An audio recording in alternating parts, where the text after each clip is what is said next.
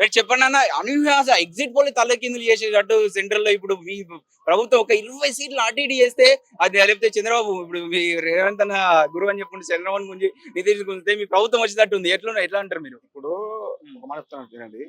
జాతీయ media, గోడి media, Modi media ప్రతిసారి కాంగ్రెస్ పార్టీని తక్కువ చేసి చూపించడం వల్ల కొంతమంది అదే కొంచెం ఉంటారు, కొంతమంది చాలా మంది ఉంటారు, అరే సర్వే వచ్చింది కదా అని అనుకుంటారు. ఇవంతా కేవలం కల్పన మాత్రమే. కాంగ్రెస్ పార్టీ స్పష్టంగా గెలవే స్థానాలు కూడా గెలిచి, అదేవిధంగా ఎక్కడైతే బీజేపీ స్పష్టంగా ఉంది యూపీలో కూడా కాంగ్రెస్ పార్టీ గెలుస్తున్నారు. అక్కడ మీరు చూడండి, అయోధ్య రామ మందిరం పేరు చెప్పి, దేవుని పేరు చెప్పి, దేవుని నామస్మరణం తీసుకుంటే దేవుని బజార్కి ఇచ్చినట్టు బీజేపీ పార్టీకి కూడా ఇష్టం లేదు రామునికి రావడం. 400 సీట్లు అనుకున్నటువంటి మోడీ ఎక్కడ ఉన్నాడు? కాంగ్రెస్ పార్టీకి ప్రజల పక్షాలు ఉన్నారు.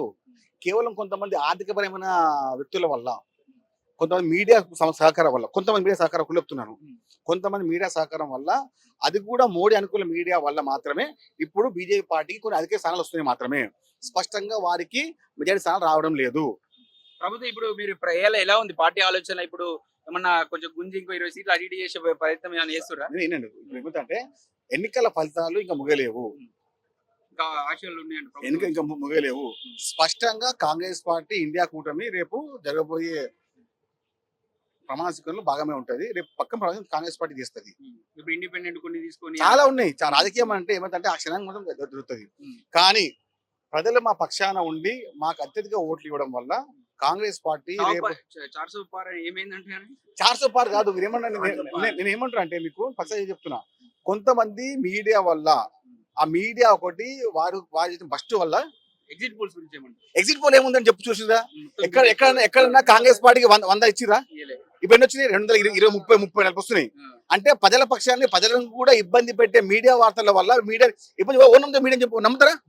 చెప్పండి. కావాలని కొంత మీడియాలు అది వస్తున్నాయి బీజేపీ. ఎక్కడ వస్తాయండి? ఎందుకు వస్తాయి బీజేపీ? ఎందుకు రావాలి చెప్పండి? అంటే కావాలని కాంగ్రెస్ పార్టీని ఇబ్బంది పెట్టే విధంగా, రేపు భవిష్యత్తుని బీజేపీ రాజ్యాంగం మార్చే విధంగా ప్రయత్నాలు ఇవన్నీ. మేము ముందే చెప్పాము. రేవంత్ రెడ్డి గారు ఏం చెప్పారు? బీజేపీ ఒకవేళ వస్తే భారత రాజ్యాంగాన్ని మార్చే యోచనలు వాళ్ళు ఉన్నారు. ఈ విషయాన్ని స్పష్టంగా మేము తీసుకెళ్ళాము.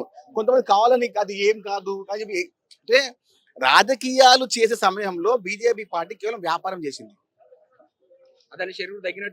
100% చూడండి, షేర్ మార్కెట్ కూడా పడిపోయింది. రాహుల్ గాంధీ గారు నాయకత్వానికి ప్రతీక ఏర్పడిండు. ఆయనకి మీడియా సహకారం లేదు కదా. మోడీ మీద ఆశలు పెట్టుకున్న వల్ల మొత్తం అంతే. ఇప్పుడు ప్రజల పక్షాన కాంగ్రెస్ పార్టీ మాత్రమే. అప్పుడు ఎప్పుడు ఎల్లప్పుడు కాంగ్రెస్ పార్టీ అంటే ప్రజల పక్షము. బీఆర్ఎస్ పార్టీ గురించి ఏమంటారు? ఒక్క సీటు రాకుండా పరిస్థితి ఇప్పుడు ఈ స్థాయికి పోయింది.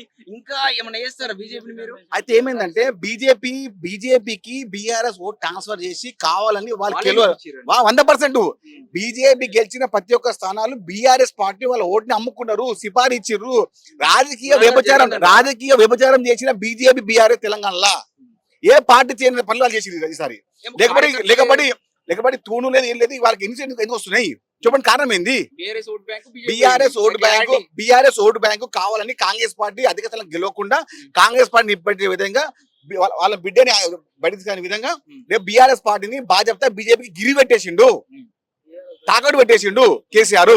తెలంగాణ వాదాన్ని తాకట్టు పెట్టేసి ఏ విధంగా పెట్టిండో అట్లా బీఆర్ఎస్ పార్టీని బీజేపీకి తాకట్టు పెట్టిండు వాళ్ళ బిడ్డ కోసము.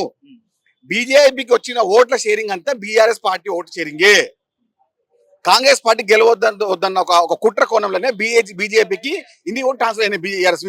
ఎక్కడ చూసిరా మీరు? డమ్మీ అభ్యర్థులు పెట్టిండు, ఎలక్షన్ మేనేజ్మెంట్ చేయలేడు, కాంగ్రెస్ పార్టీ ఇబ్బంది పెట్టే వ్యవహారం చేసిండు కేసీఆర్.